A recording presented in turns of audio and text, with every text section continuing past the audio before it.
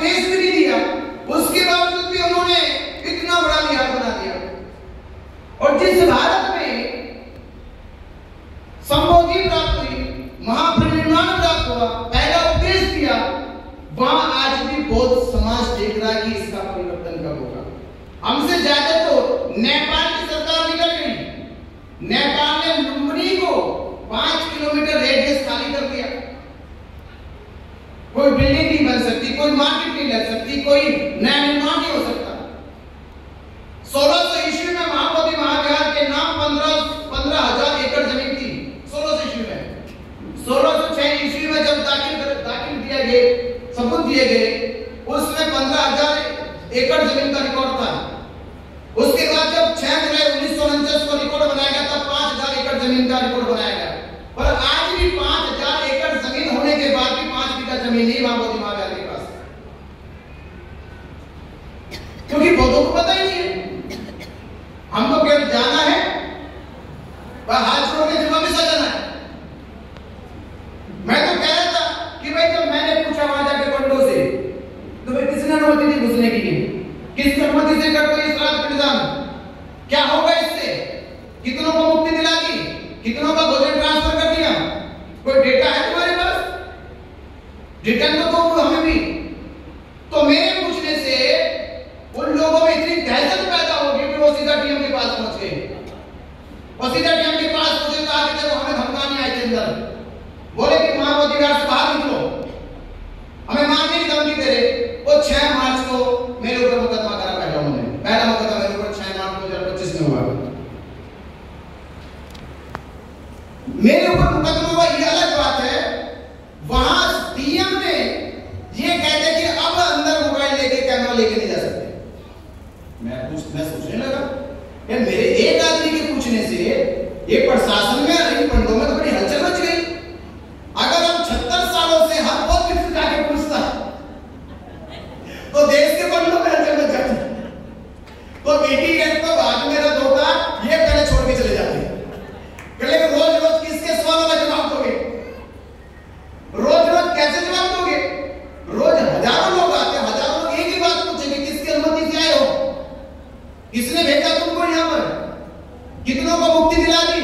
कितनों का खाना ट्रांसफर कर दिया? कोई हिसाब किताब है तुम्हारे पास? अभी जवाब उनके पास होता नहीं, और कितनों का कोई जवाब देगा तंग होके छोड़ के चले जाते। पर हमने ऐसा नहीं किया, हमने तो कहा कि जाना रहना है।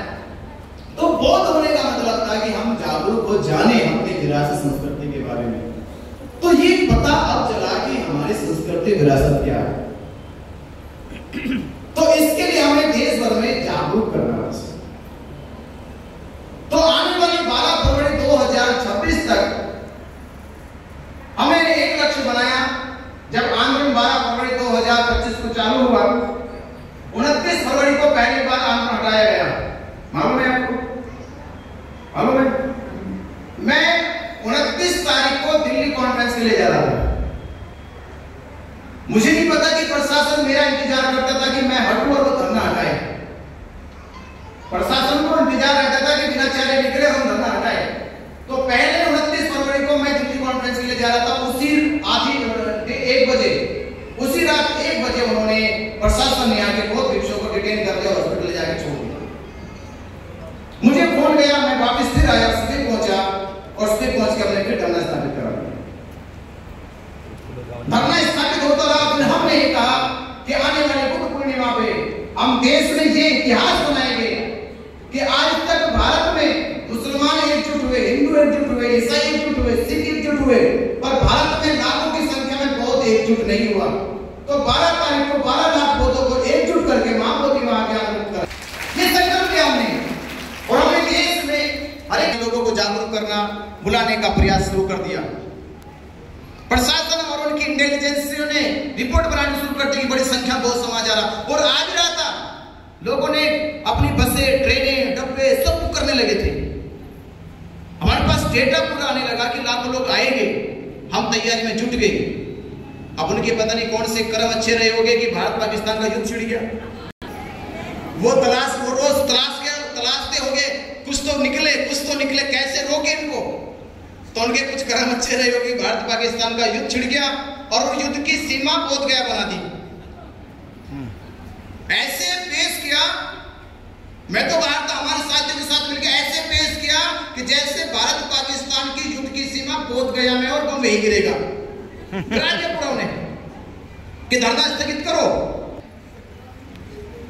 ऐसी स्थिति में हमें धरना स्थगित कर देना चाहिए। तो हमारे साथियों को लेकर उनसे अपना चिट्ठी विट्ठी लिखवानी पड़ी। मुझे सोशल मीडिया पर खबर मिली, मैं पास के जिले में प्रचार प्रसार कर रहा था, वापस गाड़ी लेके आया, रात के 11 बजे पहुंचे हम धरना स्थल पे। तो देखा फोर्स लगी पड़ी थी धरना हटाने की। 9 तारीख को 9 मई को पुलिस हटाने की तैयारी कर दी। हम पहुंचे, मीडिया हमारे साथ पूरे लोग साथ में थे। तो हमने प्रशासन से कहा, पहले तो मुझे ये बताए कि आप बोध गया में या गया डिस्ट्रिक्ट में केवल खतरा धरना स्थल से है कि भारत पाकिस्तान के युद्ध का केंद्र धरना स्थल बनेगा? अगर ये केंद्र है तो हम हटा लेते हैं, आज ही हटा लेंगे। और दूसरा ये बताओ, जब यहां पे हमला होगा तो वो हमला कालचक्र मैदान में नहीं होगा। यहां से 2.5 किलोमीटर दूर कालचक्र मैदान में भी आपने प्रोग्राम करने की अनुमति दे रखी है और अभी तक आपने उनकी अनुमति रद्द नहीं करी। जब राष्ट्रीय सुरक्षा का हवाला है तो केवल धरना स्थल क्यों, कालचक्र मैदान भी होना चाहिए। और कालचक्र मैदान ही क्यों, पूरा बोध गया और गया जिला होना चाहिए। गया जिले के सारे कार्यक्रम रद्द कर देने चाहिए।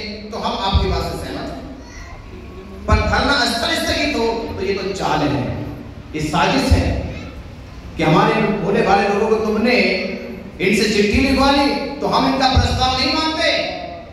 इन लोगों को नहीं पता कि आज 9 तारीख है, कल 10, 11 और 12 तारीख को पूरे देश से बहुत समाज आने वाला है।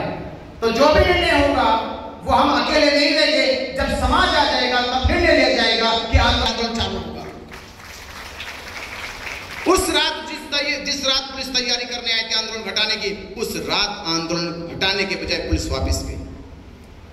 क्योंकि हमारा उस समय जो स्टाइल था कहने का, उनको अजीब और गरीब था बूढ़ा, तो धरना नहीं हटा। तो 12 तारीख को उन्होंने बहुत साजिशें रची। हमको ये वहां से महाबोधि महाविहार तक शांति मार्च निकालना था। बोले कि आपके ऊपर मुकदमा कर देंगे। मैंने कहा मुकदमा पहले भी कर चुके, एक और कर दो। पहले भी तो कर चुके हो, एक बार और करो। पर हम शांति मार्च निकालेंगे, महाबोधि महाविहार जाएंगे, वहां वंदना करेंगे। और हम गए। तो उस दिन हिंसा हो, दंगा हो, उन्होंने राज्यपाल से शिवलिंग पूजा कराई कि बौद्धों की आस्था को ठेस लगेगी, ये हिंसा यहां धरना देंगे, ये इसका विरोध करेंगे और विरोध करेंगे तो पुलिस लाठीचार्ज करेगी। तो ये इसके कारण धरना खत्म हो जाएगा। पर हमने सोचा आज बुद्ध पूर्णिमा, शांति से काम लो। आज बुद्ध पूर्णिमा, थोड़ा शांति से काम लो। आज कुछ नहीं करते। तो हमने पूरा दिन शांति से, ये घटना के साथ साथ 2 घटना घटी थी और डुंगेश्वरी पहाड़ी पे हमारे लोगों के साथ मारपीट हुई, पीटा गया उन्हें। उस समय तो मुझे थोड़ा आया गुस्सा, मैं चल भी पड़ा था। इंस्पेक्टर ने कहा कि आपको जाना नहीं तो दंगा हो जाएगा ज्यादा। मैं फोर्स भेजता हूं वहां पे, मैं शांति व्यवस्था बनाता हूं, उसने बनाई। तो 12 तारीख को भी चांस थे कि वहां झगड़ा हो, पर हमने झगड़ा ना हो, बहुत धैर्य बनाया, अनुशासन रखा कि आज झगड़ा ना हो, बुद्ध पूर्णिमा है। 12 तारीख बीतने दो, पर उनकी मंशा, उनकी चाल कुछ और ही थी। 13 तारीख है, 13 तारीख को फिर से उन्होंने साजिश रखी। महाबोधि महाविहार परिसर के अंदर बौद्ध उपासिका जो महाराष्ट्र नागपुर से गई थी या कुछ अलग अलग जिलों से गई थी, उनके सामने कुछ लोकल के गुंडे सिविल ड्रेस में पुलिस वालों ने जय हनुमान जय श्री राम के नारे लगाए, जिसके विरोध में बौद्ध उपासिकाओं ने जय भीम नमो बुद्धाय के नारे लगाए और उनमें विवाद पैदा हुआ। विवाद पैदा इतना हुआ कि महिलाओं के साथ मारपीट की गई। तो उनको बाहर लेके आए, मारपीट घसीटते हुए, जिन्होंने कहा था कोई लोग यहाँ पे ये मारपीट कर रहे, एफआईआर दर्ज होनी चाहिए। ये देखते देखा और लोग आगे फिर से जय हनुमान जय श्री राम के नारे लगाने लगे। उसी विवाद में थोड़ा बहुत विवाद पैदा हुआ और हम समझ गए थे कि ये बड़ी साजिश षड्यंत्र रचा गया, इसलिए बात को थोड़ा सा शांति के तरीके से ही हमें इसे निपटारा करना। मामला जो ये चाहते वो हो जाएगा, क्योंकि ये चाहते कि हम विरोध करें, झगड़े यहाँ पे और ये लोग धरना खत्म करें। हम किसी तरह से वहां निकल के आ गए और फोर्स देखते देखते पूरी लगता कई गाड़ियां फोर्स तैयार करी और रात के 1 बजे हमें उठा के ये कहकर के हिंदू संगठन के लोग आपको मारने की खोज कर रहे हैं, आपको मारना चाहते हैं, आप पे हमला करना चाहते हैं, तो हम आपको डिटेन करते हैं, 1-2 दिन रखेंगे। तो वो लेके चले गए मुझे गया डिस्ट्रिक्ट, वहां रखा, पूछताछ करी दुनिया भर के 2-3 घंटे, 2 बजे लेके गए, 4 बजे तक पूछताछ करते रहे। कहां से आए हो, क्या उद्देश्य है, क्या करोगे, बहुत गया में क्या लक्ष्य बना के लाए, दुनिया भर की चीजें को पूछते रहे। तो सुबह पता चला कि उन्होंने बहुत 2-3 मुकदमे करके फर्जी बना के जेल भेज दिया। तो जेल हम चले गए, ये बस हमारी कमी रह गई, क्योंकि प्रशासन को पता था कि जब तक ये नहीं हटेंगे तब तक धरना नहीं हटेगा, और वो हटा ही नहीं, जब तक हमने तब तक धरना हटा नहीं सके। हमारे जेल जाने के 2 दिन बाद ही आप सोचिए, मैं समाज से भी कहता हूं, समाज को पूछना चाहिए कि अब तो भारत पाकिस्तान का युद्ध भी नहीं था, 15 मई को भारत पाकिस्तान का युद्ध भी नहीं था, माहौल भी गर्म नहीं था, माहौल तो मेरी वजह से गर्म था और मैं चला गया, तो धरना फिर क्यों हट गया? पूछना चाहिए था। जो लोग कह रहे हैं कि जो धरने के लीडर बनने थे, वो धरना क्यों हट गया फिर? तो धरना इसलिए हट गया क्योंकि बिना चारे को हटा दिया पहले। अगर मैं होता तो धरना नहीं हटता।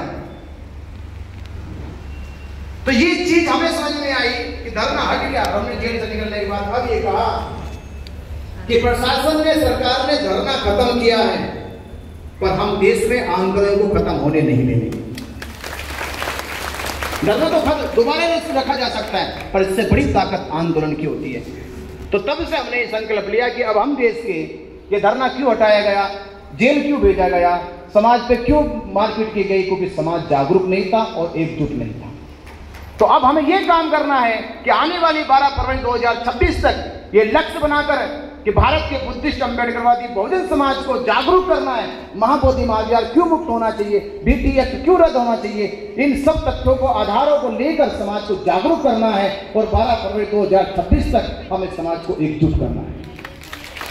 और जब समाज एकजुट हो जाएगा तो हम सुप्रीम कोर्ट के जजमेंट को भी दोहराएंगे कि आपने राम मंदिर के पक्ष में फैसला इस आधार पर दिया था कि 1 करोड़ हिंदुओं की आस्था का मामला है, जबकि राम मंदिर के पक्ष में ना तो सबूत मिले ना अवशेष मिले, फिर भी आपने राम मंदिर के पक्ष में फैसला दिया, केवल ये आधार मान के कि करोड़ों हिंदुओं की आस्था का मामला है।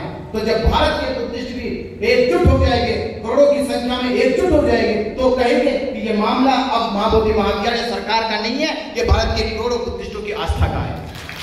अब मुक्त होना चाहिए और बीटीएफ रद्द होना चाहिए। तो आज ये काम हमें करने की लगा की कोशिश करनी चाहिए। बात समझ में आई आपको? कितना भाई सबको आगे समझ में? तो सब एकजुट करोगे? 12 फरवरी 2026 तक एकजुट कर देना सबको, कर दोगे? पक्का? अगर आपने पक्का कर दिया तो फिर तो आप धन्य हैं। भले ही जन्म बुद्ध काल में ना हो, पर बुद्ध विरासत को बचाने के लिए जन्म हुआ। तो और एक बात और विनती है, मेरी निवेदन है, अगर मानोगे तो 2 सितंबर को चैत्य भूमि आना है। कहा ना? तो चैत्य भूमि पूछे बाबा साहब डॉक्टर अम्बेडकर जी की अस्थियां हैं। तो यात्रा 17 अगस्त 2025 को नागपुर की दीक्षा भूमि से प्रारंभ की गई और चैत्य भूमि 2 सितंबर को पहुंचेगी। और वहां चलकर हम लोग कि पूरे देश के बौद्ध समाज को बुला रहे कि वहां पहुंचकर बाबा साहब डॉक्टर अम्बेडकर जी की अस्थियों को नमन करें और बाबा साहब की अस्थियों के सामने कसम खाए, संकल्प ले कि बाबा साहब अम्बेडकर आपने हमें थम देकर उन दरिद्र भरी जिंदगी से मुक्त किया है, हम आपको महाबोधि महाविहार मुक्त करा के देने का काम करें। तो ये संकल्प करना है। तो इस संकल्प में कितने लोग शामिल हो गए बताओ? सारे लोग हो जाएंगे। आप सभी लोगों के लिए मेरा बहुत बहुत धन्यवाद, साधुवाद, जय भीम, नमो बुद्धाय। 2 सितंबर को चैत्य भूमि दादर मुंबई मिलेंगे।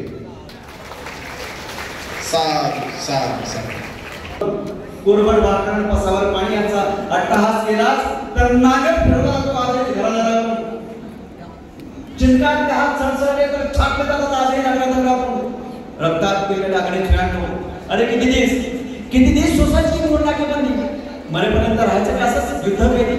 अगदी पाहता हा मागच्या अस्मिता आभाळभर पसरलेली आहे आणि माझ्या या लोकांनी जिंदाबादाची घोषणा दिलेली आहे। तर तेव्हा चला रे चला, या शहरांना आगीलागी चला आणि या बिहार महाबोधी महामुक्तीच्या आंदोलनाकरिता आपल्याला पेटून उठायचंय आणि शहरांना आगी लावायचंय आणि आपल्याला लढा द्यायचा आहे. हेच आपण